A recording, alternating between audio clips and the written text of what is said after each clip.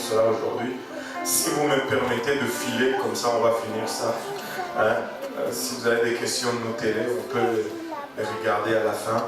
Mais je tiens beaucoup à finir ceci. Je ne sais même pas jusqu'à quel point on était avancé, mais je sais qu'on n'était pas beaucoup avancé dans ceci la fois dernière. Mais on va essayer de finir ceci. Amen. Et voilà, comme ça, jeudi prochain, le pasteur pourra reprendre sa chair. Alléluia. Gloire au nom de Jésus. Alléluia. Alléluia. Et en anglais, ils disent you have to work yourself out of a job. Tu dois t'amener hors d'une tâche ou hors de travail. Ça, quelqu'un d'autre le prend. Amen. Et ça, c'est le processus normal de croissance. Amen.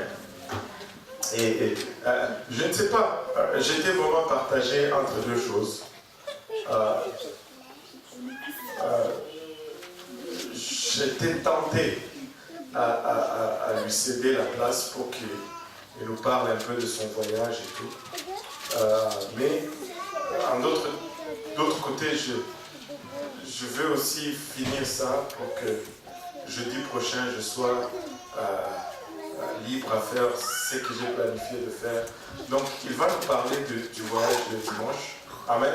Amen. Alléluia. Et moi je vais faire ça aujourd'hui. Alléluia. Le Seigneur est bon. Alléluia. On va lire Ephésiens 4. On avait commencé à lire, à travailler avec ce verset. Ephésiens 4, 4 à 6. Si quelqu'un peut me le lire rapidement. Ce n'est pas trop rapide ça. Rapidement. Il y a un seul corps et un seul esprit. Un seul corps, un seul esprit. Comme aussi vous avez été appelés à une seule espérance par votre vocation. Une seule espérance. Il y a un seul Seigneur. Un seul Seigneur. Une seule foi. Un seul baptême. Un seul baptême. Un seul baptême. Un seul Dieu et Père de tous, qui est au-dessus de tous et parmi tous et en tous. Un seul Dieu et Père de tous, qui est au-dessus de tous, c'est Dieu qui est notre Père. Il est au-dessus de tous, il est parmi tous, et il est qui est en tous. Ah, le Père est en tous. Alléluia. Et quand nous recevons le Saint-Esprit, il est aussi en tous.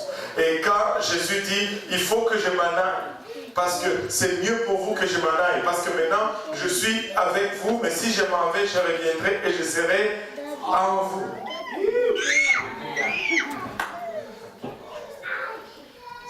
C'est le même.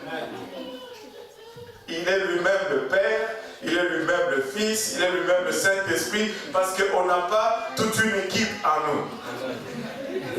Sinon, il n'y aura plus de place en nous. Il n'y en a qu'un seul. Et son nom, c'est Jésus. Et nous avions commencé à parler d'un seul corps et nous avons donné plusieurs illustrations. Écoutez, il n'y a qu'un seul corps. L'Église est un seul corps et parce que l'Église est un seul corps, elle doit fonctionner comme un corps fonctionne. C'est-à-dire, un corps ne va pas dire, bon, la tête dit, moi je reste au salon à regarder l'aquarium et le corps, le restant du corps dit, moi je vais dans la chambre pour dormir. Non, quand on va dans la chambre, c'est avec tout notre corps. Amen. Quand on va travailler, c'est avec tout notre corps. Quand on va au magasin, peu importe, on vient à l'église, on ne laisse pas le bras à la maison. Parce qu'il n'y a qu'un seul corps et le corps reste uni. Et nous avons vu comment la force, la chose la plus puissante, c'est l'unité. Amen. C'est l'unité. L'unité est la chose la plus puissante et le plus grand pouvoir que l'Église puisse posséder. Et nous avons parlé, oui, de la prière. Il y en a qui m'ont dit, mais pasteur, et la prière alors? Oui, la prière est puissante, mais une prière dans l'unité est encore plus puissante. Oui, les services sont puissants, mais un service dans l'unité est encore plus puissant. Nous devons rester unis. Amen.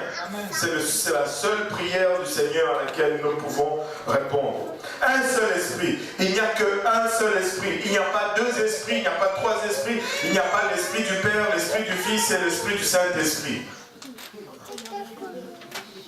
Il n'y a pas trois esprits au ciel. Il n'y a pas trois esprits qui prennent conseil l'un de l'autre, qui se parlent.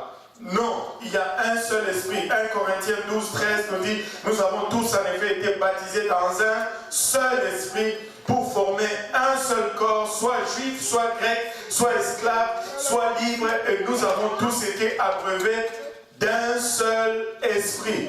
Quand nous recevons le Saint-Esprit, c'est le même esprit que j'ai reçu. C'est le même esprit que la sœur Oumou a reçu. Devinez quoi? C'est le même esprit que Chanique a reçu encore aujourd'hui. C'est le même esprit qui est en moi, qui est en vous. Alors, arrêtez de dire que l'esprit te dit, si nous avons le même esprit, il va nous dire la même chose. Il y en a qui, des fois, disent des choses, oh, l'esprit m'a dit ça.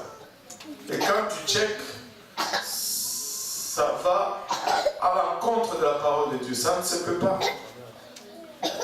Dieu ne se contredit pas. Tu sais, laissez-moi dire une chose à l'Église. Le premier recours d'un chrétien, sa première source de direction,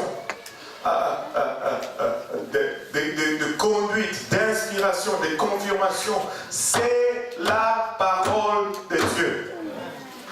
La première source d'information, la première source de direction, la première source de tout ce que tu veux, c'est la parole de Dieu.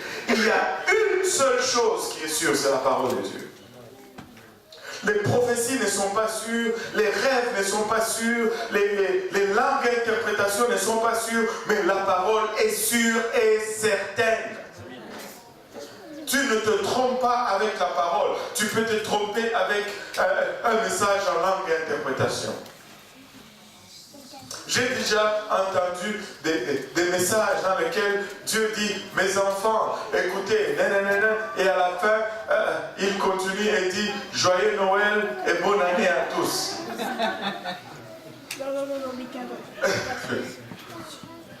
Joyeux Noël, en tout cas.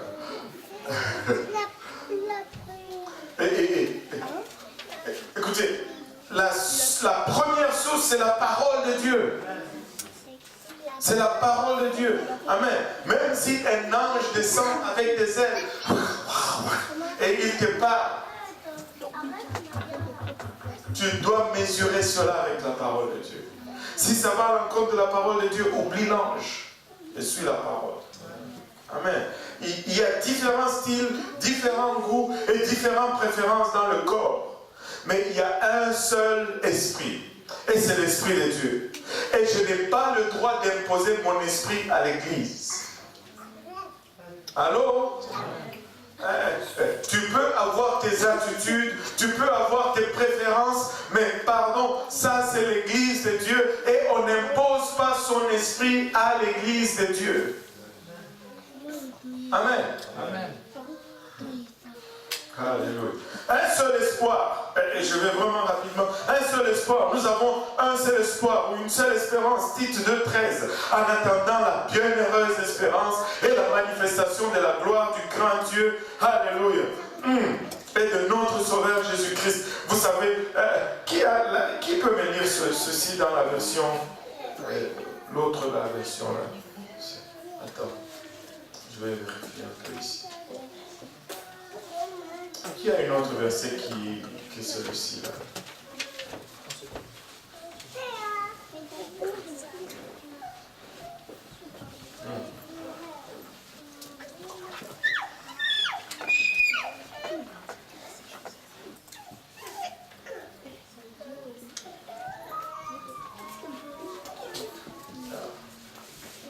Voilà.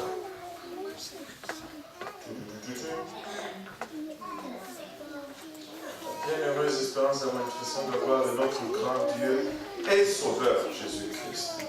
Voilà. Le 2 est ajouté. Et ça, ce n'est pas là. Dans l'original, ça, ce n'est pas là. Et quand tu le lis comme ça, tu lis en attendant la bienheureuse espérance et la manifestation de la gloire du grand Dieu et notre Sauveur. Même le nôtre n'est pas là. Du grand Dieu et de notre grand Dieu et Sauveur, Jésus-Christ. C'est comme ça que ça s'appelle. Verset 29. Pardon, Darby. Lis-le dans la version Darby. En attendant la bienheureuse espérance, l'apparition de la gloire de notre grand Dieu et Sauveur. De notre grand Dieu et Sauveur, Jésus-Christ. Il est notre grand Dieu et il est notre Sauveur et il s'appelle Jésus-Christ. Alléluia. Hébreu nous dit cette espérance, nous la possédons comme un ancre de l'âme sûre et solide. Elle pénètre au-delà du voile. Laissez-moi vous dire une chose. Nous avons une espérance et par cette espérance, nous allons tenir. Vous savez ce qui faisait la différence entre cette église primitive et ce que nous savons?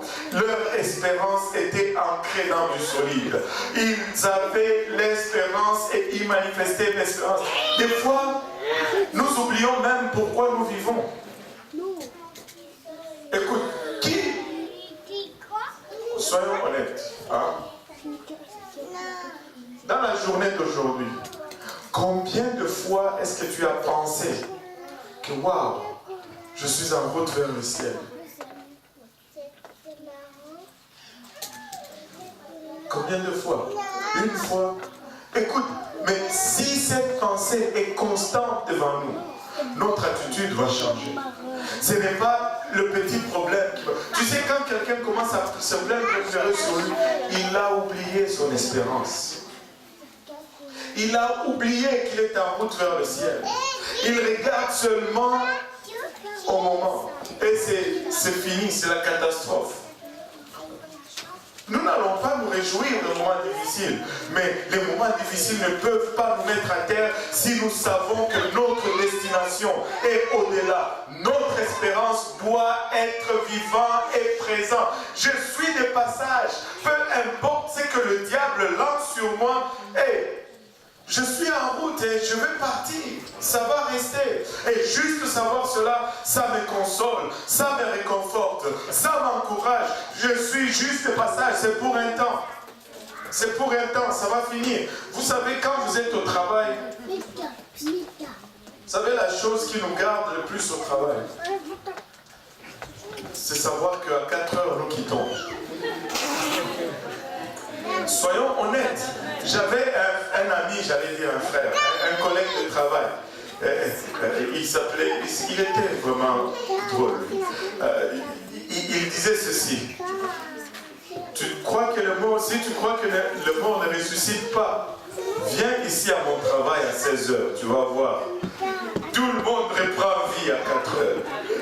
Tout le monde est ressuscité à la sortie. Quand 15 heures commencent à arriver, du coup, la joie revient. Pourquoi? Parce que tu sais que tu vas partir. Maintenant, pourquoi est-ce que tu ne veux pas appliquer cela par rapport à cette vie ici sur... Nous sommes de passage. Bientôt, nous allons partir. Ne laisse rien t'abattre. Alors, si tu laisses les choses t'abattre, c'est parce que tu as mis toute ton espérance ici sur terre. Tu déprimes, tu stresses. Et si Jésus vient là, à la fin du service, ça va te servir à quoi de stresser? De déprimer et de détester les gens autour de toi. L'espérance. Cette espérance, nous la possédons comme une encre de l'âme sûre et solide. L'encre, c'est ce qui nous garde stable et solide. Elle pénètre au-delà du voile. Et le voile ici, c'est la chair. Écoutez, je ne veux jamais croire que si tu as pris ta décision, la chair va t'empêcher d'aller au ciel. Tu es capable de vaincre la chair. Parce que cette espérance peut naître au-delà du voile. Et ce voile, c'est la chair, le livre d'Hébreux nous dit. Nous pouvons vaincre la chair avec notre espérance. Écoute, si la tentation sexuelle vient, tu te rappelles, écoute, si je fais ceci, qu'est-ce qui arrive si la trompette sonne demain? Et tu passes à travers la chair. Si la tentation de voler vient, tu dis, mais qu'est-ce que ça va m'amener si demain la trompette sonne? Et tu peux vaincre la chair, tu peux passer au-delà du voile. Amen. Amen. Tu peux passer au-delà du voile. Peu importe à quel point les choses arrivent ici sur terre, les chrétiens ont un espoir au-delà de cette vie. Et c'est un ancre quand les choses deviennent orageuses. Quand la tempête souffle, nous avons l'ancre dans le Seigneur Jésus-Christ. Nous l'avons chanté tout à l'heure. Un seul Seigneur. Oh, alléluia. Nous n'avons qu'un seul Seigneur. Paul nous fait savoir que le Jésus que nous servons aujourd'hui, il est le même Dieu qui a créé tout ce qui existe depuis le commencement. Alléluia. Oh Jésus. Oh Jésus. Regardez ceci, Colossiens 1, 15, 19. Il est l'image du Dieu invisible. En d'autres termes, si tu veux voir ces dieux, regarde tout simplement à Jésus-Christ. Le premier de toute la création. Avant que tout ne soit créé, Jésus a été créé. Car en lui ont été créées toutes les choses qui sont dans les cieux et sur la terre, et les visibles et les invisibles. Trône, dignité, domination, autorité, tout a été créé par lui et pour lui. Il a créé toutes choses et il a fait pour lui-même. Il est avant toute chose et toute chose subsiste en lui. Il est la tête du corps de l'Église. Il est le commencement, le premier-né d'entre les morts, afin d'être en tout le premier, car Dieu a voulu que toute plénitude, toute plénitude habita en lui. Jésus-Christ, c'est Dieu manifesté dans la chair. Colossiens 2, 9 nous dit, car en lui habitait corporellement toute la plénitude de la divinité. Nous ne sommes pas une église Jésus seul, mais nous sommes une église tout Jésus. Amen. Nous ne sommes pas Jésus seul, nous sommes tout Jésus. Nous chassons les démons au nom de Jésus. Nous prions pour les malades au nom de Jésus. Nous cherchons le travail au nom de Jésus. Nous faisons tout au nom de Jésus. Quand nous allons dormir au nom de Jésus. Nous nous réveillons au nom de Jésus. Nous venons à l'église au nom de Jésus. Nous baptisons au nom de Jésus. Et tout ce que nous faisons, c'est au nom de Jésus. Alléluia. La Bible dit qu'il n'y a qu'un seul trône dans le ciel. Et il n'y en a qu'un qui est assis sur ce trône. Et son nom c'est Jésus. Je partageais ceci avec une famille, même hier encore, mais regardons ça. Oh, j'aime ce passage. Jean nous révèle vraiment la divinité dans le Seigneur Jésus-Christ. Regardez avec moi Jean 14. Jean 14, rapidement. Jean 14, à partir du verset 1.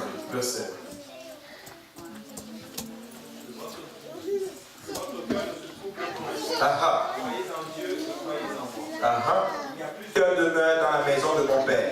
Si cela n'était pas, je vous l'aurais dit. Je vais vous préparer une place, et lorsque je m'en serai allé et que je vous aurai préparé une place, je reviendrai et je vous prendrai avec moi, afin que là où je suis, vous y soyez aussi. Vous savez où je vais et vous en savez le chemin. Waouh! Comment il déjà? Attends un peu. Il dit, vous savez où je vais et vous en savez le chemin. Où est-ce qu'il va? Où est-ce qu'il va? Chez le Père. Il va au Père. Je m'en vais vers le Père. Et donc, vous savez où je vais. Retenez cela. Et vous en savez le chemin. Vous en savez le chemin. Regardez. Continue. Thomas lui dit, Seigneur, nous ne savons où tu vas. Aha. Comment pourrons-nous en savoir le chemin? Aha. Jésus lui dit, Je suis le chemin. Je suis le chemin. Donc, si vous me connaissez, vous en savez le chemin. Parce que je suis le chemin. Oh! Ah non, c'est Dieu, il est juste trop bon. Il est le Père, il est le chemin. Donc, quand tu vois Jésus, tu as tout vu. Et vous avez tout pleinement en lui. Je suis le chemin. La vérité et la vie. Nul ne vient au Père que par moi. Encore, on avait déjà parlé de ça. Nul ne vient au Père. Pas nul ne va au Père. Parce que si Jésus est autre que le Père, si Jésus est distinct du Père, il ne peut pas dire nul ne vient au Père. Parce que tu ne viens pas à quelqu'un d'autre. Tu viens à soi. Nul ne vient au Père. Et là, il dit, c'est moi encore le Père que vous connaissez, où je vais, chez qui je vais, et je suis le chemin. Nul ne vient au Père si ce n'est pas... Alléluia. Et puis, il continue. Si vous me connaissiez, vous connaîtriez aussi mon Père. Et dès maintenant, vous le connaissez. Vous le connaissez. Vous l'avez vu. Et vous l'avez vu. Vous l'avez vu là. Vous l'avez vu, vous voyez le Père, vous êtes en train de voir le Père. Enfin, pas moi, là, je vais dire, les apôtres à l'époque. Regarde, il continue un peu. Philippe lui dit, Philippe c'était vraiment un gars comme de notre temps. Là. Parce qu'après tout ça, il n'a rien compris quand même. Tu sais, des fois, tu argumentes avec les gens sur la Trinité, toutes ces choses. Après avoir donné tous les versets, ça c'était Philippe. Philippe lui dit, Seigneur, montre-nous le Père. Montre-nous le Père. Cela nous suffit. Cela nous suffit.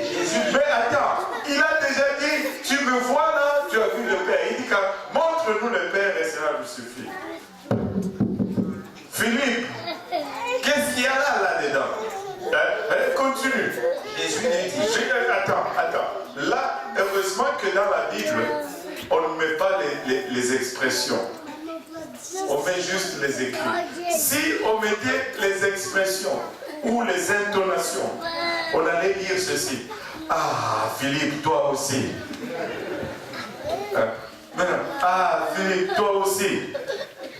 Ah, Philippe, toi aussi. Jésus lui dit, il y a si longtemps que je suis avec vous. Pas Jésus lui dit, ah, Philippe, toi aussi. Il y a si longtemps que je suis avec vous. Jésus lui dit, ah, Philippe, toi aussi. Alléluia. Il y a si longtemps que je suis avec vous. Et tu ne m'as pas connu. Tu ne m'as pas connu. Philippe, celui qui m'a vu, a vu le Père. Il revient encore. Je viens de vous le dire, Philippe, toi aussi. Combien de fois est-ce que je dois me répéter? Celui qui m'a vu, a vu le Père. Waouh.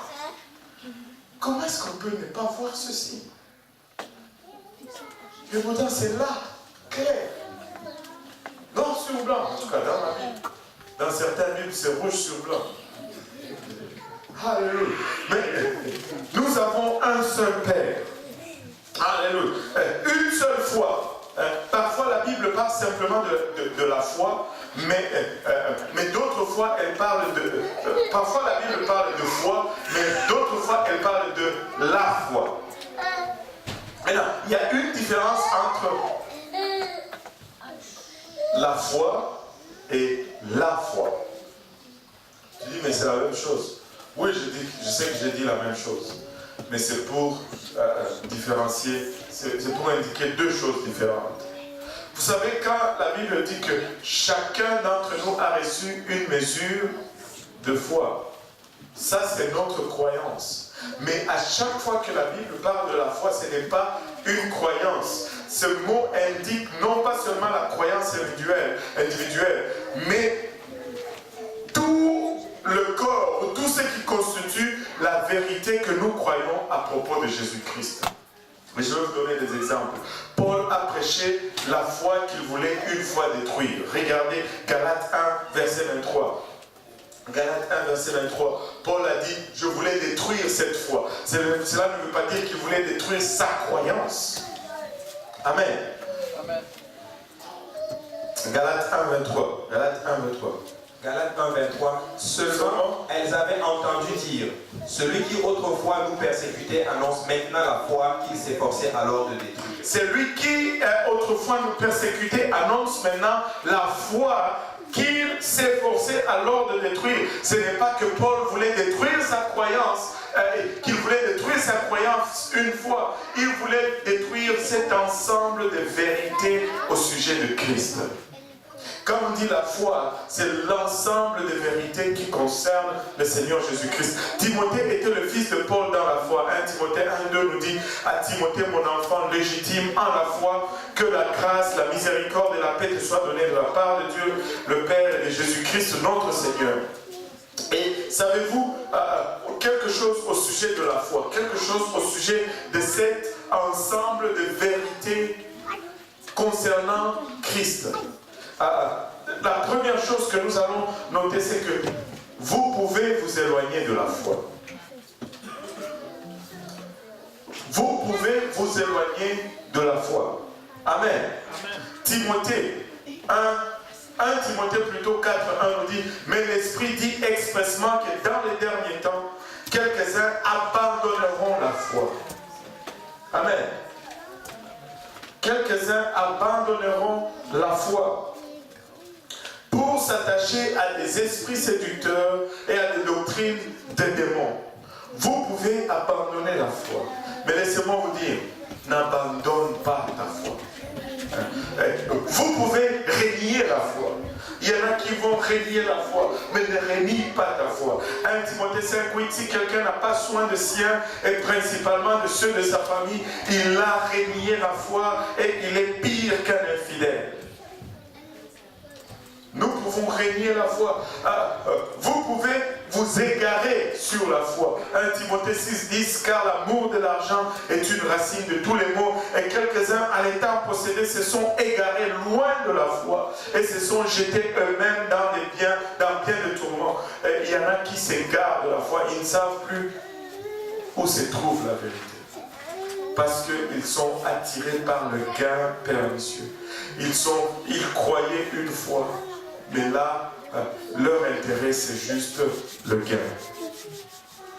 Vous pouvez être réprouvé dans votre foi.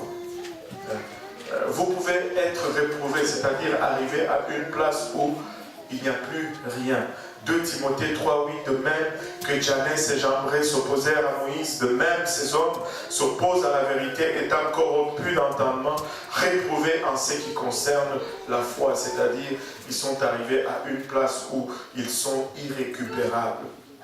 Mais il n'y a pas que le côté négatif. Vous pouvez demeurer ferme dans la foi, la Bible nous dit aussi. Alléluia. La Bible nous dit dans 1 Corinthiens 16, 13, veillez, demeurez ferme dans la foi, soyez des hommes.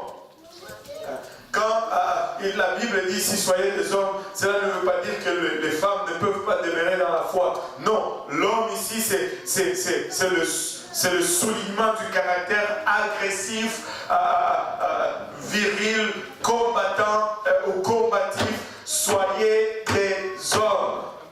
Battez-vous pour la foi, tenez ferme, ne soyez pas ébranlés ça et là avec tout vent de doctrine. Il y en a qui cherchent toujours une chose nouvelle à apprendre. Soyez des hommes, fortifiez-vous. Amen. Et examine-toi pour voir si tu es dans la foi. La Bible nous dit que nous devons nous examiner. 2 Corinthiens 13, 5. Examinez-vous vous-même pour savoir si vous êtes dans la foi. Éprouvez-vous vous-même. Ne reconnaissez-vous pas que Jésus-Christ est en vous, à moins peut-être que vous ne soyez réprouvés. Examinez-vous vous-même. Nous devons nous examiner. Amen. Nous devons arriver à l'unité de la foi. Ephésiens 4, 13. Jusqu'à ce que nous soyons tous parvenus à l'unité de la foi et de la connaissance du Fils de Dieu, à l'état d'homme fait à la mesure de la stature parfaite de Christ. Notre foi doit être fondée et inébranlable. Ou en d'autres termes, nous devons être fondés et inébranlés dans la foi. Colossiens 1, 23. Si du moins vous demeurez fondés, inébranlables dans la foi, sans vous détourner de l'espérance de l'évangile que vous avez entendu, qui a été prêché à toute créature sous les ciels, et dont moi, Paul, j'ai été ministre. Si du moins vous demeurez fondés et inébranlés. Nous devons rester fermes. Nous devons nous enraciner dans la foi. Colossiens 2:7.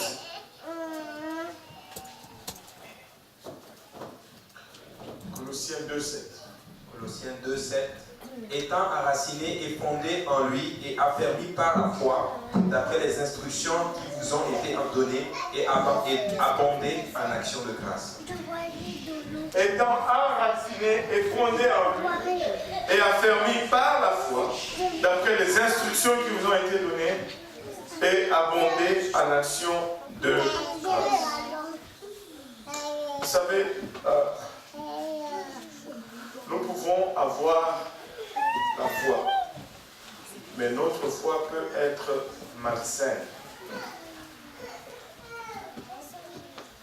Notre foi peut être malsaine. Tite 1:13 nous dit, ce témoignage est vrai, c'est pourquoi reprends-les sévèrement, afin qu'ils aient une foi saine. Des fois, nous avons la foi, mais nous allons embarquer sur des pratiques qui n'en vaut pas la peine, qui sont improductifs en ce qui concerne les œuvres de la foi. Il faut que nous gardons notre foi saine. Amen. Je vais vous donner un exemple très très clair. Est-ce qu'il y en a déjà qui ont entendu parler de cure d'âme? Écoutez, dans la Bible, il n'y a pas une telle chose que le cure d'âme. Ça, ce n'est pas une foi saine.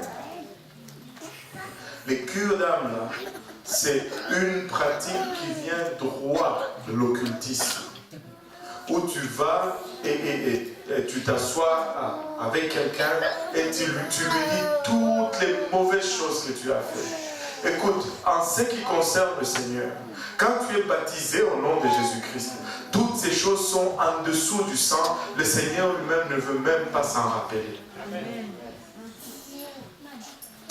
Et dans les pratiques occultes, ils font cela parce qu'une fois que tu as dit toutes ces choses à quelqu'un, tu lui restes lié et attaché. Au fond, il a le contrôle sur toi et c'est comme ça qu'il tient les gens dans ces sectes occultes.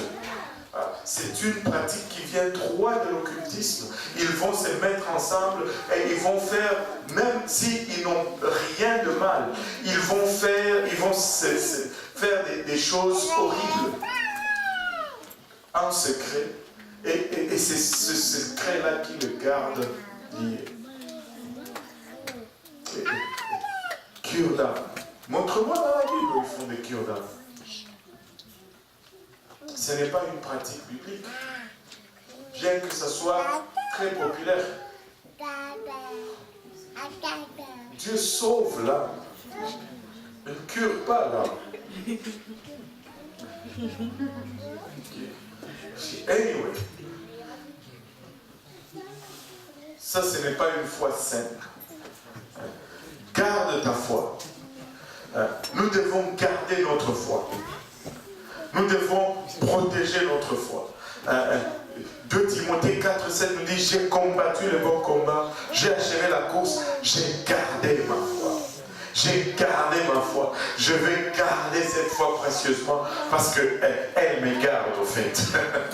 Elle me garde. Regardez, le dernier, nous devons combattre pour la foi qui a été une fois transmise pour tous. J'aime ce verset parce que ce verset met un terme à toutes les argumentations. Jude 1:3.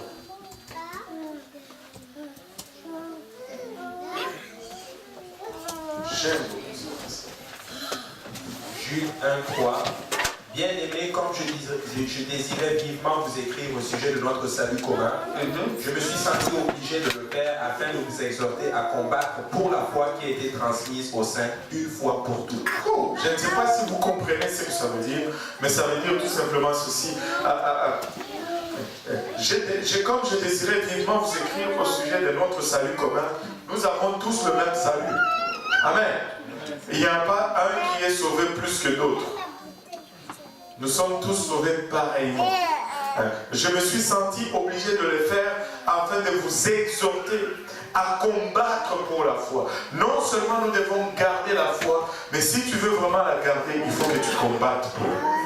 Il faut que tu luttes pour ta foi. Il y a toute une légion de démons qui sont là pour détruire ta foi. Et leur travail n'est que la destruction de ta foi. Mais ils vont utiliser toutes sortes d'arsenals pour arriver à leur fin. Et si tu ne combats pas pour ta foi, tu ne vas pas pouvoir la garder. Si tu veux garder ta foi, non seulement tu dois la préserver, mais tu dois combattre pour. Tu dois combattre pour. Mais regardez, combattre pour la foi qui a été transmise aux saints, combien de fois? Une fois pour toutes. Il n'y a pas d'autre révélation. Il n'y a pas d'autre vérité. Cette vérité que nous avons, c'est la finale des finales. Elle a été donnée une fois, blank. C'est pourquoi Paul peut nous dire, même si un ange vient et il te prêche notre évangile, qu'il soit anathème, parce qu'il n'y en a pas d'autre. C'est tout. C'est juste ça. Vous savez, c'est que nous croyons compte. Les gens tendent à dire que peu importe ce que tu crois, ben, tu vas quand même aller au ciel. Non, je suis désolé. Ce que nous croyons compte. Et je suis encore plus désolé, tout le monde ne va pas au ciel. Je suis encore plus désolé, ce ne sont pas toutes les églises qui sont correctes. Ce ne sont pas toutes les églises qui sont correctes. On nous reproche beaucoup cela parce que nous ne sommes pas politiquement corrects, nous ne sommes pas blablabla, nous ne recherchons pas l'unité. Mais il n'y a pas d'unité sans la foi. Nous devons arriver à l'unité de la foi. Et la foi, c'est quoi? C'est l'ensemble de vérités concernant Christ. Si ces vérités sont divergentes, on va s'unir sur quelle base? Tant qu'à faire, on va s'unir avec le bouddhisme. Ce n'est pas qu'on veut la division, c'est qu'on veut la vérité. Ce n'est pas qu'on veut la séparation, sauf qu'on recherche tout simplement la vérité. Nous devons juste, la vérité est plus importante que l'unité. La vérité est plus importante que la tolérance. La vérité est plus importante que la tolérance. Écoutez, tu peux être tolérant comme tu veux et aller tolérablement en enfer. Parce que sans la vérité, tu ne peux pas aller au ciel. Tu peux être très tolérant en enfer. Il n'y a pas de compromis à faire. Un seul baptême. Oh. Le baptême n'est pas une option. Oh, pourquoi vous prêchez toujours le baptême dans votre église? Mais c'est tout ce que le Seigneur nous a dit de faire. Regardez Marc 16, 15, 16. Frère Jules. Tu veux me donner ça? Il n'y a pas la connexion. Hein? Ça ne passe pas. Oh. Comment ça? Frère Jules. Il n'y a pas de connexion? Il y a certains versets, sans la connexion, ça ne passe pas. Ah bon? Oui, mais il y a d'autres qui sont déjà téléchargés d'avance. Ah! Moi je pensais que tout était dans le système. Oui, bon. Bon, okay, moi je ne suis pas à jour dans ces choses. Ok, je vais regarder dans mon temps. Ok, pasteur. Puis, Marc 16, 15, puis il leur dit, allez par tout le monde et prêchez la bonne nouvelle à toute la création. Celui qui croira et qui sera baptisé sera sauvé, mais celui qui ne croira pas sera condamné. Mais c'est ce que le Seigneur nous a envoyé faire, baptiser les gens. Regarde Matthieu 28, 19. Même Matthieu 28, 19, tu ne l'as pas? Matthieu 28, 19. Ah, bon. Allez, faites de toutes les nations des disciples, les baptisant au nom du Père. Ah, faites de toutes les nations les disciples, faisant quoi? Les baptisant. Alors, c'est ce que le Seigneur s'attend que nous faisons. Amen. Et nous allons prêcher le baptême tous les jours. Vous savez pourquoi? Parce que c'est la voie du salut. Et la seule raison pourquoi nous sommes ici, c'est pour amener les gens au salut. Si nous ne faisons pas cela, nous sommes juste en train de gaspiller le temps. Le baptême n'est pas une option dans votre Bible. Et si vous lisez bien votre Bible, ça n'existe pas un chrétien qui n'a pas été baptisé. Dans la Bible, il n'y en a pas de chrétiens non baptisés.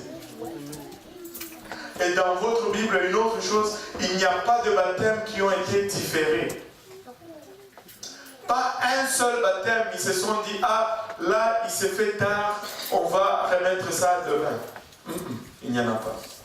Pas un seul endroit où ils sont dans le désert et là, ils disent, bon, on ne peut pas baptiser parce qu'il n'y a pas d'eau. On va juste asperger. Et j'ai répondu un peu à cette question à l'église de Saint-Laurent parce qu'elle revient tout le temps. Et je suis fatigué de cette question. Mais pasteur, et si je suis dans le désert et qu'il n'y a pas d'eau, qu'est-ce que je fais? Cette personne, est-ce qu'elle va aller en enfer?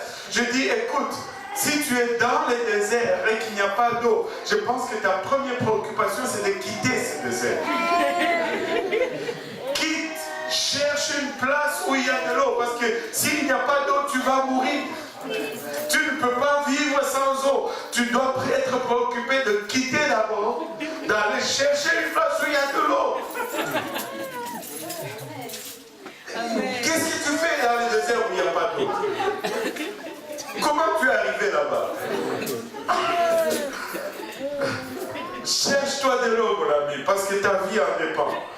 Parce que là, ça...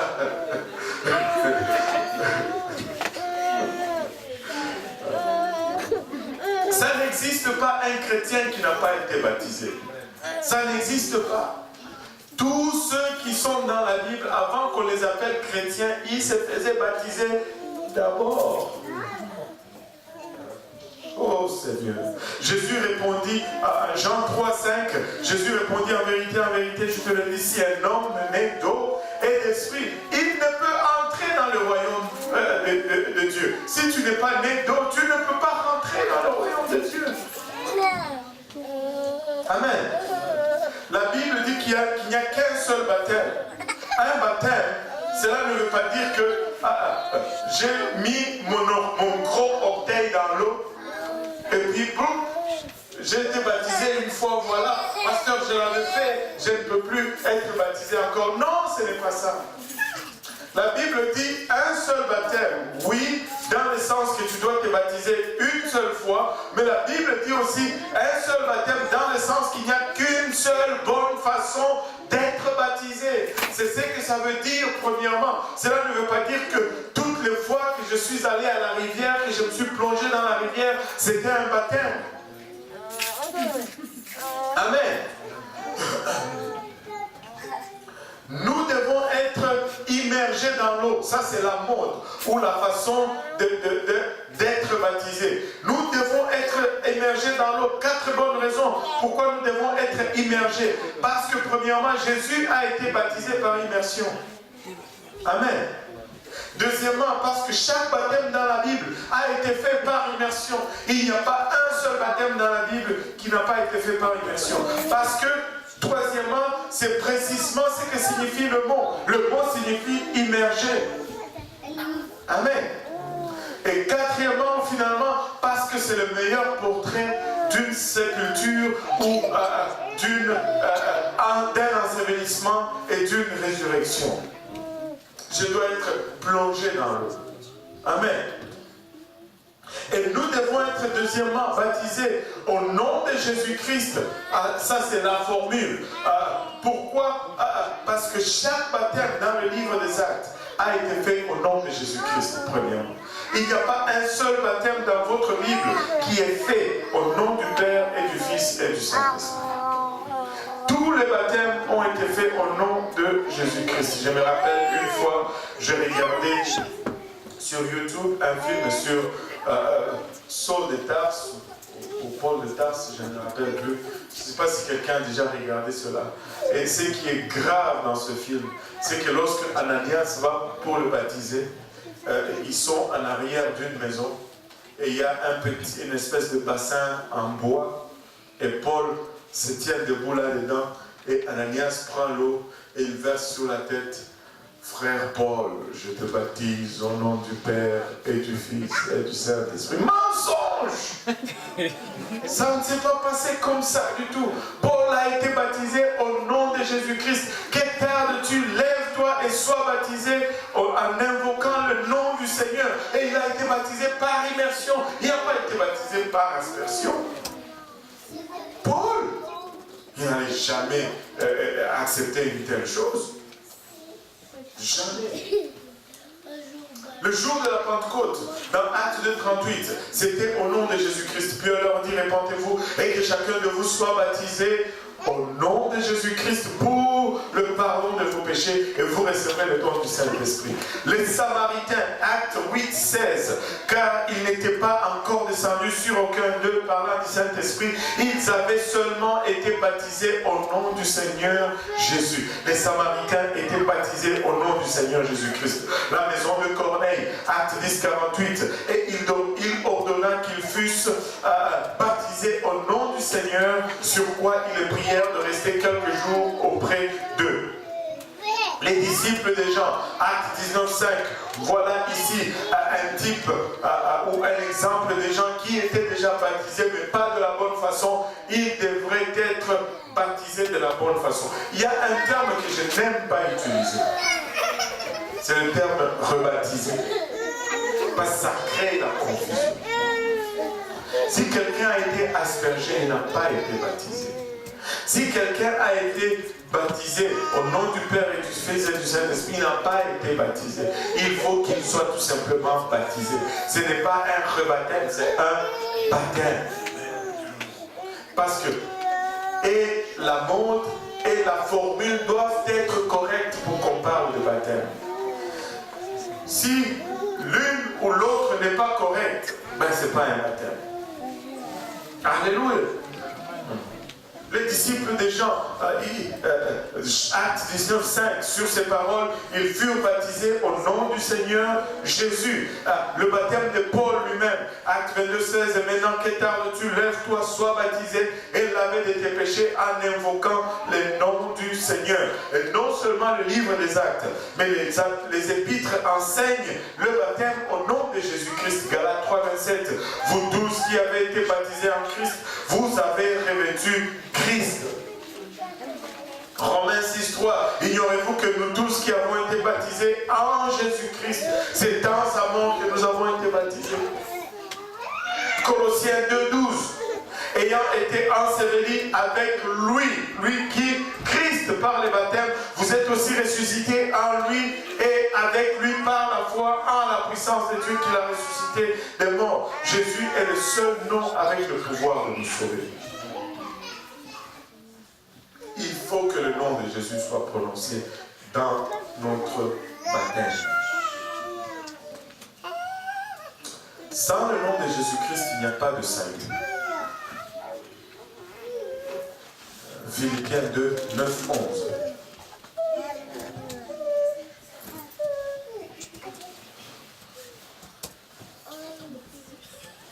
Philippiens 2, 9. C'est pourquoi aussi Dieu l'a souverainement élevé et lui a donné le nom qui est au-dessus de tout nom. Afin qu'au nom de Jésus, tout genou fléchisse dans les cieux, sur la terre et sous la terre. Et que toute langue confesse que Jésus-Christ est Seigneur à la gloire de Dieu le Père. Regardez, c'est pourquoi aussi Dieu l'a souverainement élevé et lui a donné le nom qui est au-dessus de tout nom. Afin qu'au nom de Jésus, tout genou fléchisse, en commençant dans les cieux. Tout ce qu'il y a aux cieux vont fléchir les genoux. Sur la terre tout ce qu'il y a sur la terre va fléchir le genou. Et sous la terre, dans les profondeurs, ça va aussi fléchir le genou. Au fait, en d'autres termes, ça couvre tous les lieux qui existent. Ça couvre tous les lieux qui existent. Et ça crée un autre problème pour la Trinité. Si le Père est au ciel et que le Père n'est pas Jésus, quand on dit Jésus, il fléchit le genou. Allô? On va dire, ah non, il n'était pas au ciel. Quand vous dites Jésus, il est automatiquement sur la terre, mais même sur la terre. S'il est sur la terre, quand on dit Jésus, comme il flèche le genou. En enfer, on dit Jésus, il fléchit le genou. Et si le Père fléchit les genoux au Fils, on a un problème. On a un sérieux problème. On a un sérieux problème. La seule façon que le Père ne fléchisse pas le genou devant Jésus, c'est que le Père soit Jésus. Il n'y a pas une autre façon. Amen. Écoutez, la Bible, vous pouvez la tourner à l'endroit, à l'envers, de haut en bas, de gauche à droite, et vous allez trouver juste Jésus partout. Il est sur chaque page, il est sur chaque paragraphe, et il y est partout. C'est la révélation de Jésus-Christ. On pouvait aussi lire Acte 12, mais je vous laisse cela, et vous allez le lire comme lecture de chevet. Mais laissez-moi vous dire ceci. Nous sommes une église unicitaire. Nous sommes une église unicitaire, tout comme l'était l'église du livre des Actes. Nous sommes une église unicitaire. Nous croyons dans la repentance. Nous croyons dans le baptême au nom de Jésus. Mais nous croyons aussi dans la réception du Saint-Esprit comme le livre des Actes. Nous croyons aux prodiges et aux miracles comme dans le livre des Actes. Mais si nous sommes comme l'église du livre des Actes, si l'église du livre des Actes a connu le problème, nous allons aussi connaître le même problème. Amen. Et si on étudie attentivement, l'église du livre des Actes a connu quelques problèmes. On va regarder certains de ces problèmes et on va essayer d'y tirer des leçons pour nous aujourd'hui, qui sommes une église unicitaire. Amen. Alors, il est trop facile, sans qu'on s'en rende compte, et pour des raisons qui semblent être bonnes, de manquer l'objectif de Dieu dans n'importe quelle génération. Et des fois, c'est juste comme naturel pour les gens de taper à côté par rapport à la volonté de Dieu. Et c'est là dans toute génération. Et si nous voulons éviter cela dans notre génération, nous devons être très minutieux, nous devons être très diligents, nous devons être très intentionnels pour suivre exactement les leçons de la parole de Dieu. Regardez ces deux écritures. Acte 1:8. Je sais qu'on avait déjà parlé de ça dans des études passées, mais regardons ceci encore une fois. Je sais que Dieu va nous parler de ceci. Acte 1:8. Acte 1:8. Mais vous recevrez une puissance, le Saint-Esprit survenant sur vous, et vous serez mes témoins à Jérusalem, dans toute la Judée, dans la Samarie et jusqu'aux extrémités de la terre. Waouh! Mais vous recevrez une puissance, le Saint-Esprit survenant sur vous. Quelle promesse extraordinaire! Et vous serez mes témoins à Jérusalem, dans toute la Judée, dans la Samarie, jusqu'aux extrémités de la terre. C'est là où ça avait commencé. Acte 6:7.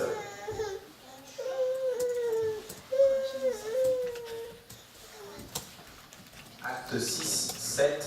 La parole de Dieu se répandait de plus en plus. Le nombre des disciples augmentait beaucoup à Jérusalem et une grande foule de sacrificateurs obéissait à la foi. Wow, la parole de Dieu se répandait de plus en plus. Le nombre des disciples augmentait beaucoup à Jérusalem et une grande foule de sacrificateurs obéissait à la foi. Waouh! Ils ont reçu la puissance et la parole de Dieu se répandait. Et le nombre de gens augmentait.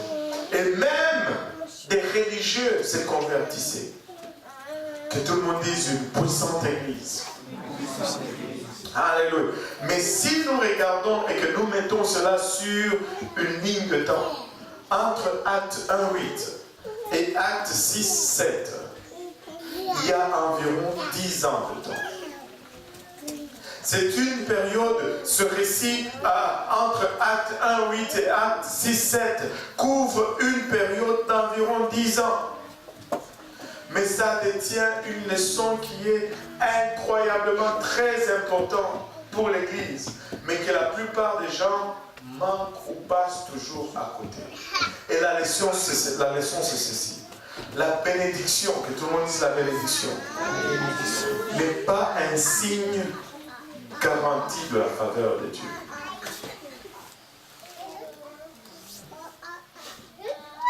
La bénédiction n'est pas un signe qui garantit la faveur de Dieu. L'obéissance, que tout le monde dise l'obéissance. L'obéissance à la parole de Dieu est la seule façon de lui plaire.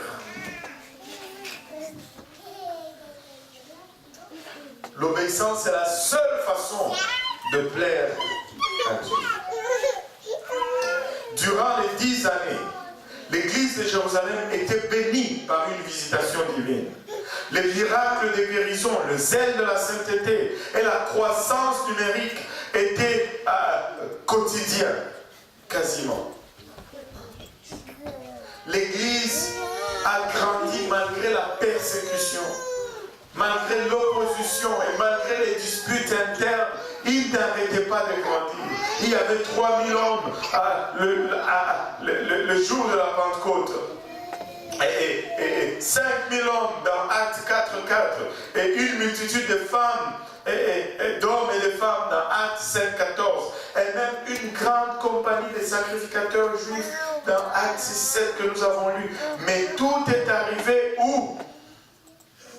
Où est-ce que tout ceci se passe?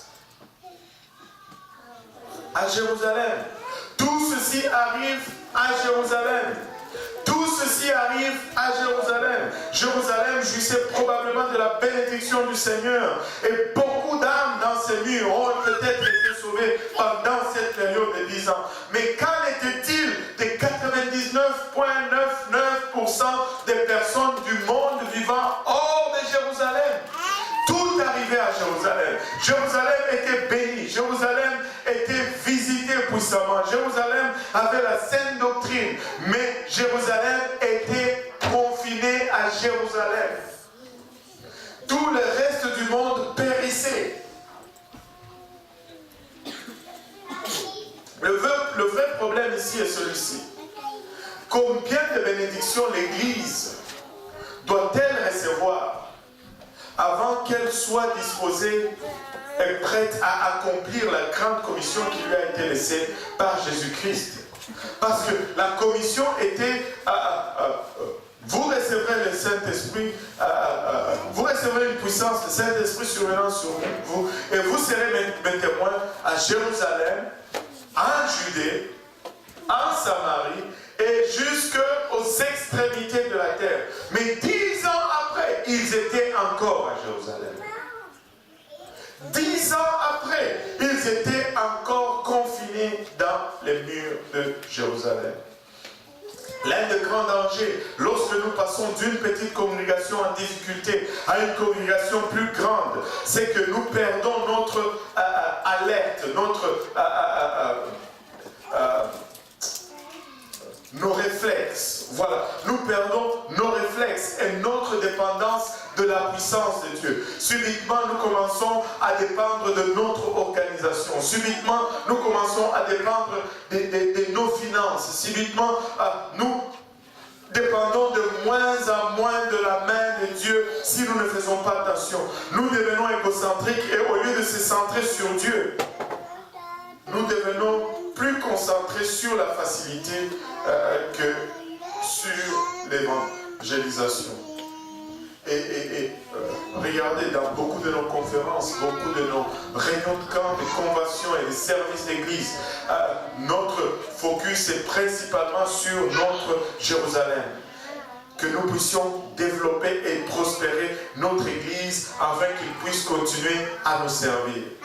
Il n'y a rien de mal à ce que l'église grandisse. Et l'église doit grandir. Mais cela n'est pas une assez bonne raison pour que nous perdions notre focus ou notre concentration. Tout ce que nous faisons, c'est pour les âmes. Si nous sommes là, c'est pour les âmes. Le seul objectif, sont les âmes. Nous chantons pour les âmes. Nous donnons pour les âmes. Nous jeûnons pour les âmes. Nous étudions pour les âmes. Nous évangélisons pour les âmes. Nous mettons les carreaux pour les âmes. Tout ce que nous faisons, c'est pour les âmes. Vous savez, nous avons reçu le pouvoir ou cette puissance. Vous recevrez une puissance du Saint-Esprit survenant sur vous. Ça, c'est la première promesse, Actes 1:8. Mais nous ne sommes pas devenus des témoins, qui est la deuxième promesse. Le Saint-Esprit, ce n'est pas pour nous à utiliser tout simplement d'une manière égoïste. Il dit, vous recevrez une puissance, le Saint-Esprit survenant sur vous, et vous serez mes témoins. Très souvent, nous voulons recevoir le Saint-Esprit parce que nous voulons aller au ciel. Nous voulons recevoir le Saint-Esprit et nous l'utilisons pour guérir nos malades, nous l'utilisons pour chasser les démons, nous l'utilisons pour plein d'autres choses. Mais pour être témoins, nous oublions ça. Le véritable test de toute... portez bien attention à ceci. Vous savez, vous allez vivre des expériences extraordinaires. Vous allez vivre des visitations, des manifestations puissantes de la part de Dieu dans vos vies. Certains d'entre vous l'ont vécu. Mais la vraie raison ou le véritable test d'une visitation de Dieu ou d'une expérience dans l'esprit, c'est de savoir si nous allons devenir des témoins de Jésus-Christ. Tout ce que nous allons vivre comme expérience, c'est pour que nous puissions être des témoins de Jésus-Christ. Toute visitation, c'est pour que nous soyons témoins de Jésus. Ce n'est pas pour que nous faisons plus de miracles. Non, c'est pour que nous devenions tout simplement des témoins. Des témoins de Jésus. Et ça, je crois, et je suis convaincu de cela, c'est la raison pour laquelle nous ne voyons pas beaucoup de miracles. Parce que nous sommes très souvent à la recherche d'une démonstration de la puissance de Dieu pour nous-mêmes. Je suis malade, Seigneur, je veux être guéri. Mais si cette guérison ne sert pas de témoignage, elle ne sert à rien. Seigneur, je suis cassé, bénis-moi. Mais si cette abondance n'est pas utilisée comme témoignage vis-à-vis du Seigneur, ça ne sert à rien. Nous sommes appelés à être des témoins. Des milliers de chrétiens utilisent le baptême du Saint-Esprit à des fins autres que celles pour lesquelles il a été donné. Et pour cela, nous allons un jour rendre des comptes au Seigneur. Vous savez, Dieu nous a donné cette puissance. Ce n'est pas nous qui décidons ce que nous faisons de cette puissance. Parce que nous ne sommes pas le boss. Nous sommes juste des gestionnaires. Nous sommes des gérants de la puissance de Dieu. Et si tu es gérant, tu ne décides pas ce que tu fais avec le bien. C'est le patron qui te dicte comment tu fais et qu'est-ce que tu fais avec le bien. Nous sommes des gérants de la puissance de Dieu et non des patrons de la puissance de Dieu. Amen.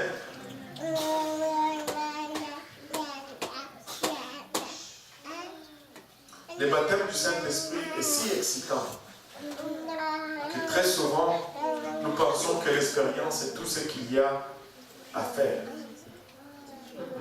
Pas vraiment. Tu sais, nous étions très contents quand Chenik a reçu le Saint-Esprit aujourd'hui. Mais tu sais, la raison pour laquelle Dieu lui a donné le Saint-Esprit, c'est qu'elle puisse être un témoin pour sa famille. Ce n'est pas juste recevoir le Saint-Esprit, c'est de devenir un témoin avec cet esprit. Et ça, c'était vraiment le cœur de la bataille de l'Église primitive. Ils ont commencé dans l'obéissance, mais ils se sont arrêtés trop tôt. Ils voulaient tendre la main à Jérusalem, seulement à ce qui leur ressemblait. Mais ils ne voulaient pas aller au bout ou aux extrémités de la terre. Ils ne voulaient même pas aller jusqu'en Samarie. L'Église primitive avait besoin d'un renversement de pensée. Ils voulaient vraiment s'asseoir dans les bénédictions spirituelles à Jérusalem et que les autres nations viennent vers eux.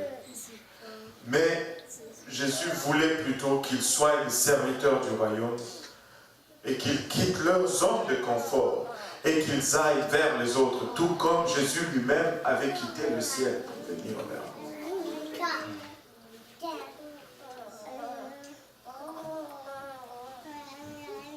Leur responsabilité n'était pas de prendre soin des perdus qui venaient les trouver, mais d'aller les chercher.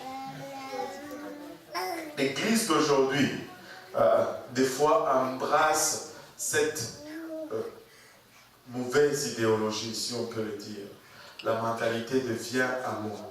On attend que le Saint vienne pour qu'on leur prodigue les soins. Non, nous devons aller les chercher. La mentalité de l'Esprit fera l'œuvre. Écoute, nous devons prier. Amen. Mais nous ne devons pas seulement prier. Nous devons aussi faire. Allô? La mentalité de nous allons attendre que l'Église soit perfectionnée d'abord. Non, non. Ça ne marche pas comme ça. Tu sais, si nous regardons ce qui est arrivé à l'Église de Jérusalem, nous pouvons anticiper ce qui risque de nous arriver si nous allons dans le même chemin. Dans les premières années, l'Église de Jérusalem est devenue très forte spirituellement et numériquement.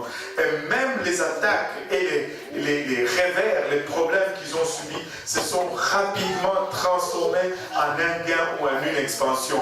Vous pouvez étudier tout ce qu'il y avait comme problème est devenu juste comme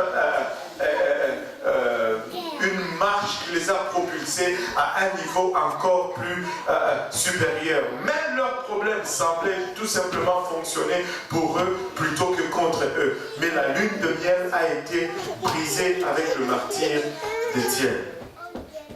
Et la persécution intense sous la direction de Saul de Tarse a soudainement commencé à disperser les disciples. Ils étaient dispersés partout et tandis que les choses s'empiraient à Jérusalem. Des grandes choses s'est passé en Judée et même en Samarie. Et quand l'Église ne voulait pas partir seule, Dieu leur a donné un coup de pouce. Il les a aidés à partir. Il les a aidés à partir. Regardez Acte 8, verset 1.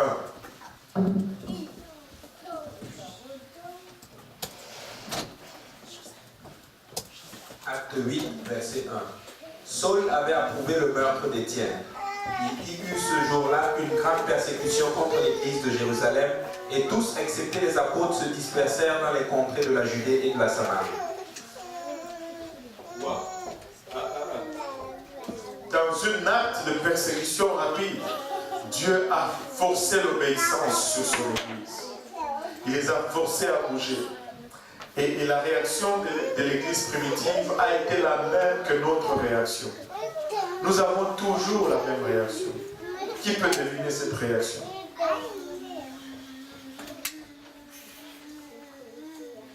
Acte chapitre 2. Acte chapitre 8, verset 2 plutôt. Les hommes puis eux ensevelirent Étienne et le pleureur à grand bruit. Et le pleureur à grand bruit. Notre réaction, c'est toujours pleurer, se plaindre.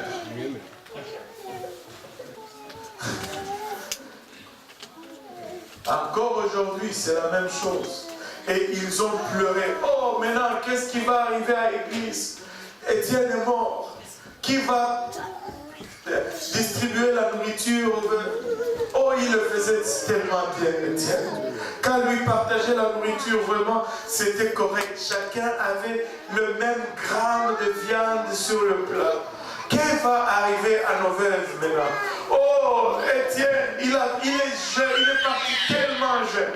Il était tellement, oh, pauvre Noukis. Et on pleure, et on se lamente. Laissez-moi vous dire quelque chose. Sans Étienne, l'Église a continué. Personne n'est irremplaçable. Personne n'est irremplaçable. Personne n'est irremplaçable. Moi je vais passer, mais l'Église va continuer. Pasteur Abou va passer, l'Église va continuer. Tu vas passer, l'Église va continuer. Personne n'est irremplaçable. Personne n'est irremplaçable. Ils ont pleuré, Étienne. Ils ont pleuré. Mais si nous regardons bien, la mort d'Étienne a été probablement l'un des éléments les plus significatifs dans la plus grande obéissance à la commission de tous les événements de l'histoire de l'Église. C'est la chose qui les a poussés à plus obéir à la grande commission que tout autre événement. Et le message caché dans ces événements est à la fois impressionnant et effrayant. Dieu aime tellement les gens perdus qu'il permettra que quelque chose se produise afin d'accomplir son but pour les atteindre. Dieu n'est pas principalement engagé à des ministères, même pas à des ministères réussis. Dieu n'a pas une redevance à quelconque ministère. Faux et archi-faux. Dieu n'est même pas engagé à des églises, que ce soit grand, faux et archi-faux. Dieu est principalement engagé à la grande commission et aux âmes. Dieu cherche des gens qui vont aller et qui vont évangéliser. Dieu n'est pas engagé dans le ministère. Dieu est engagé dans le gain des âmes. Dieu croit à l'enfer tellement qu'il a revêtu lui-même d'un corps de chair et qu'il est mort de manière la plus hideuse possible à la croix pour sauver l'humanité. Et il croit suffisamment à l'enfer pour que ses enfants vivent avec la même motivation. Il faut que nous arrivions à une place où nous allons nous décider à faire tout ce qui est possible pour atteindre les gens perdus. Amen. Si nous n'allons pas, Dieu n'a que deux alternatives. Et c'est là où ça fait peur. Si nous voulons rester à Jérusalem, il y a deux possibilités. La première, c'est la persécution pour nous mettre en marche. Si nous continuons à refuser de nous mettre en marche, il va y avoir la substitution. Il va trouver quelqu'un d'autre qui ira.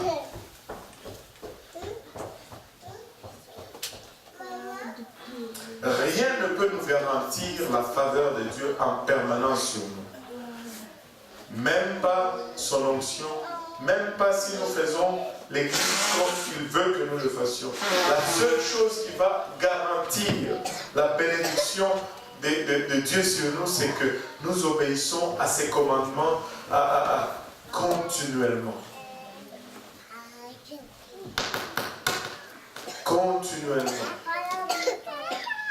Ce n'est pas que l'Église de Jérusalem avait rejeté la grande commission. C'est tout simplement qu'elle ne semblait pas s'ajuster à la vision de l'homme. Elle ne voyait pas ce que Dieu voulait faire. Elle était plus occupée à atteindre seulement ce qui lui ressemblait. Et d'où Dieu est allé chercher un autre groupe.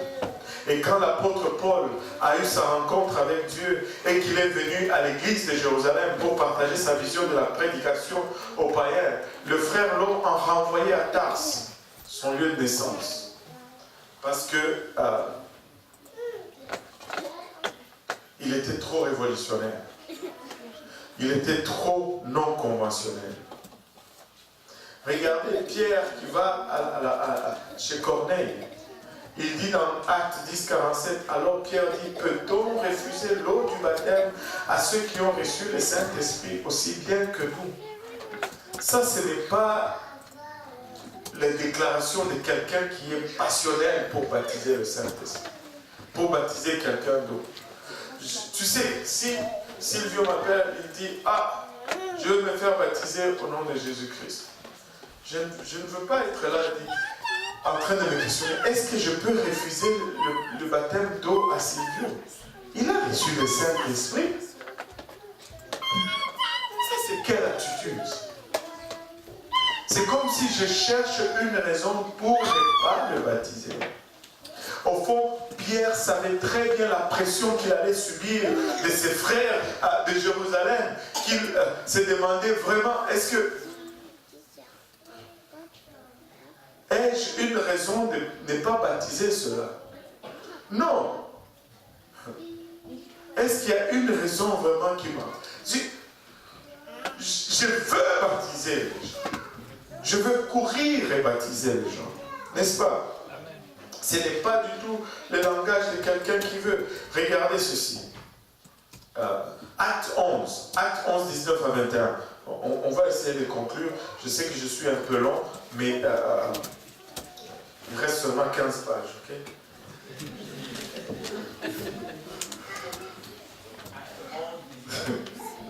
Ceux qui avaient été dispersés par la persécution survenue à l'occasion d'Étienne allèrent jusqu'en Phénicie, dans l'île de Chypre et Antioche, annonçant la parole seulement aux Juifs.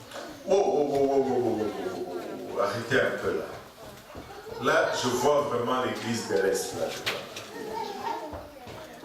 Ceux qui avaient été dispersés par la persécution survenue à l'occasion d'Étienne allèrent jusqu'en Phénicie, dans l'île de Chypre et à Antioche, annonçant la parole seulement aux Juifs.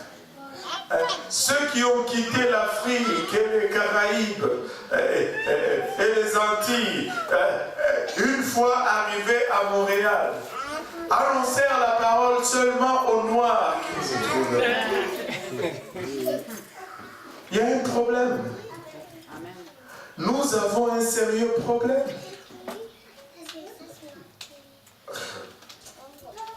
Je vais être très direct. Pourquoi est-ce que la plupart des gens que nous évangélisons, c'est toujours les Noirs?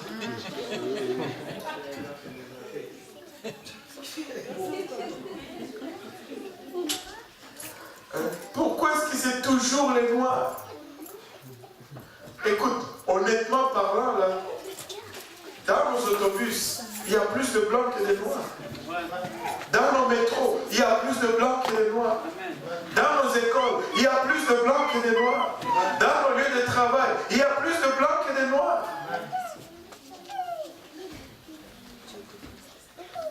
Gang de racistes.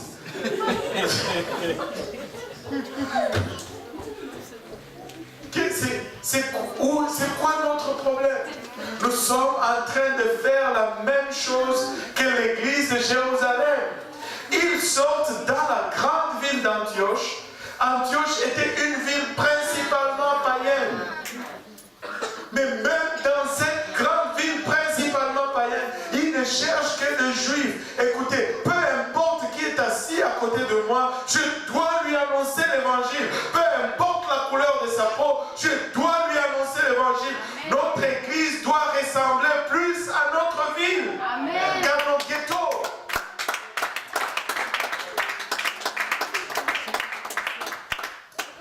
Écoutez, nous devons être intentionnels. Nous devons sortir de cette moule. Nous devons briser cette moule. Nous devons y arriver. Nous pouvons et nous devons. Enfin, je veux dire, nous devons et nous pouvons. ségrégationné. Il n'y a pas de voitures de métro pour les noirs et pour les blancs, ou des écoles pour les noirs et pour les blancs. Et Dieu nous a envoyés au Québec, pas pour que nous puissions atteindre encore les noirs. Et tu dis, mais pasteur, nous ne sommes pas blancs, nous sommes noirs. Mais Dieu ne s'est pas trompé, c'est nous qui l'a envoyé ici. Tu sais, quand les missionnaires ont été envoyés chez nous, là, Dieu n'a pas envoyé des missionnaires noirs, il a envoyé des missionnaires blancs. Et quand ils arrivent là-bas, ils gagnent plus de noirs. Mais nous arrivons ici, nous gagnons encore plus de noirs. Il y a un problème. Il y a un problème. Il y a un problème. Il y a un problème. Nous devons juste faire ce que nous devons faire. Et sortir un peu de notre état de complexe ou de notre état de... Écoute, tu sais, si c'était juste pour gagner des noirs, ça allait être plus efficace et plus rentable pour le Seigneur de nous laisser en Afrique. Allô? Parce qu'il y en a plus là-bas. Allô? Oh Seigneur Jésus, aide-nous. Juste comme ça, juste en passant. Aux Juifs. Mais regardez le verset 20. Il y eut cependant parmi eux quelques hommes de Chypre et de Cyrène. Quelques hommes de Chypre et de Cyrène. Qui étant venus à Antioche, s'adressèrent aussi aux Grecs. Ils s'adressèrent aussi aux Grecs. Et leur annonçaient la bonne nouvelle du Seigneur Jésus. Oh! Et ils ont dit non, nous sommes à Antioche. Et il y a plus de Grecs ici. Allons, gagnons les Grecs. Et eux, ils ne venaient pas de Jérusalem. Amen. Ils ne venaient pas de Jérusalem. Ce n'étaient pas les chrétiens de Jérusalem. Ils étaient de Chypre, alléluia, et de Cyrène. Et ils ont commencé à parler aux Grecs. Et regardez le verset 21. La main du Seigneur était avec eux et un grand nombre de personnes crurent se convertir au Seigneur. La main du Seigneur était sur eux. Écoutez, la main du Seigneur est sur nous. Nous avons été envoyés ici principalement. Écoute, tu n'as pas besoin d'être québécois pour gagner un Québécois.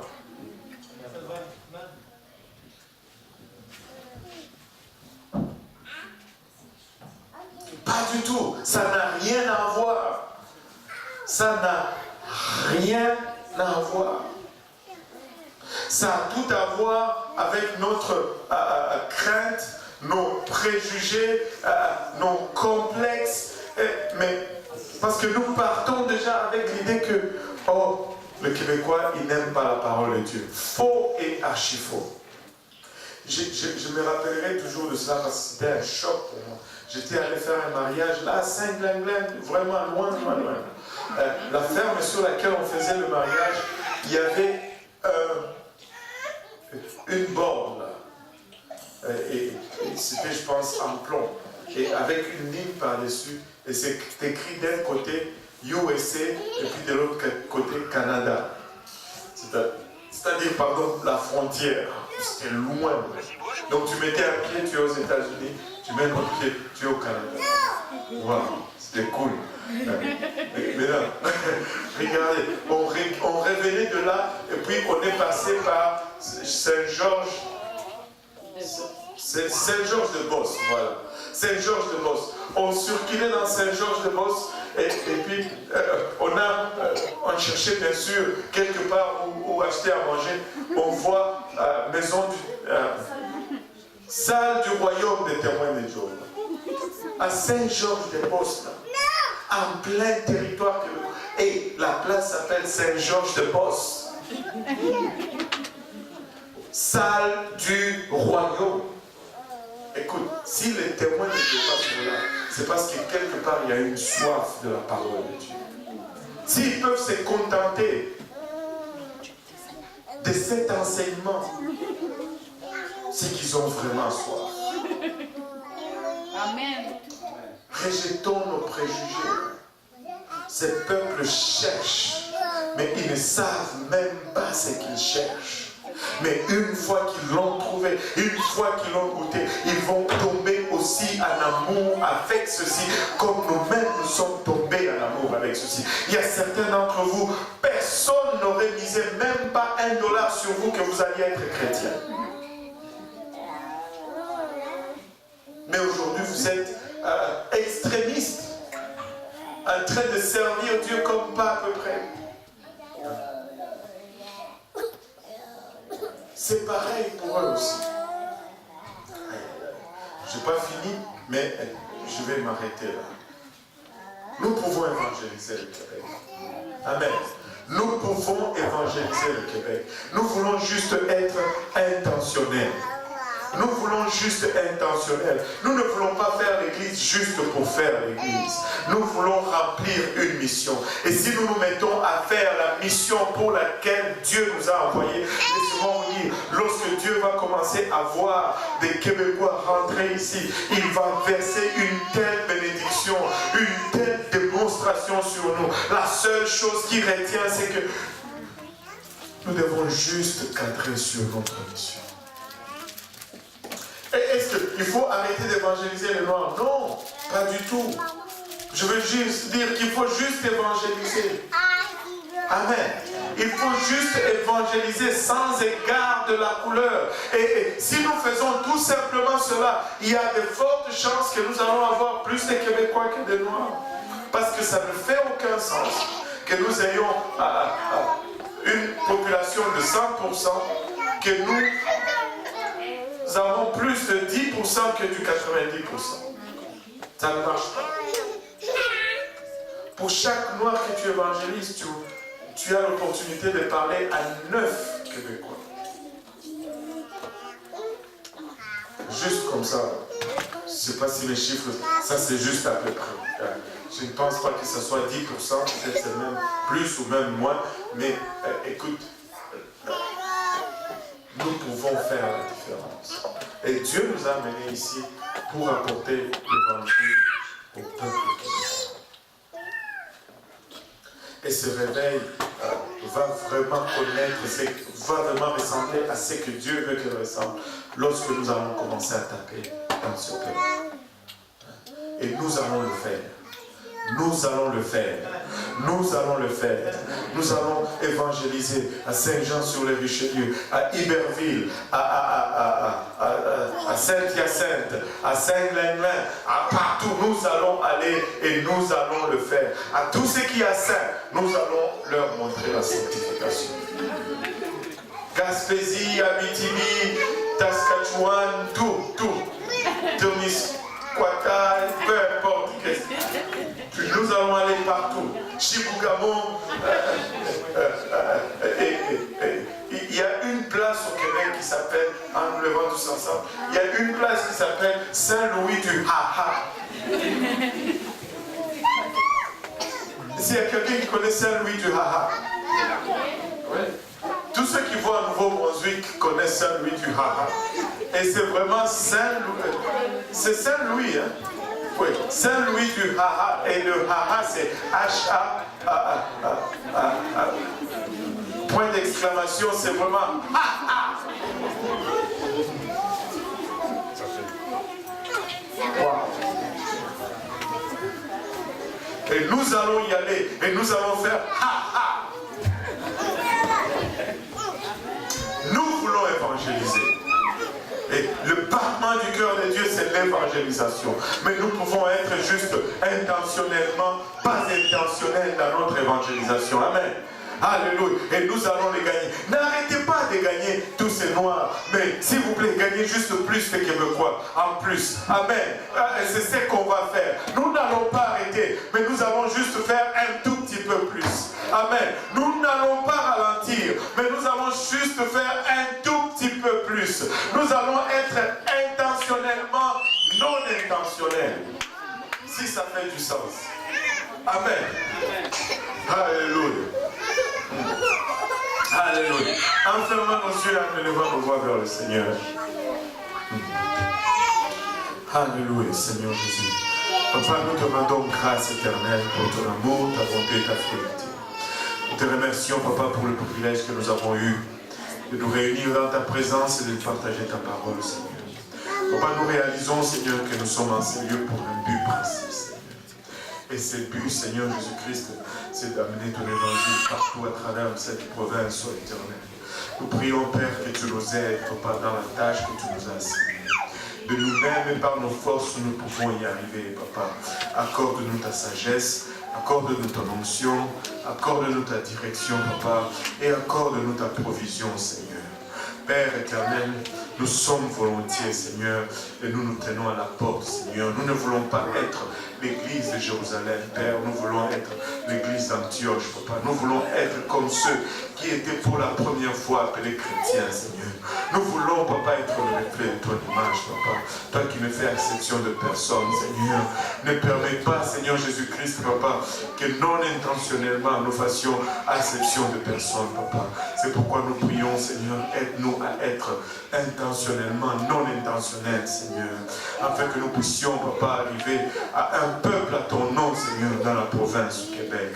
Un peuple à ton nom, Seigneur, dans la province du Québec. Un peuple à ton nom, Seigneur, parmi les francophones. Un peuple à ton nom, Seigneur Jésus-Christ, la Vachata. Un peuple à ton nom, Seigneur, Père, Alléluia. Chitarabaya Kotamana Hotaraba Koloya Masad. Oribaya Ketamana Hotaraba Koloya Masad. Au nom de Jésus. Au nom de Jésus. Au nom de Jésus. Alléluia. Nous disons tous au nom de Jésus. Au nom de Jésus. Alléluia. Battons nos mains pour le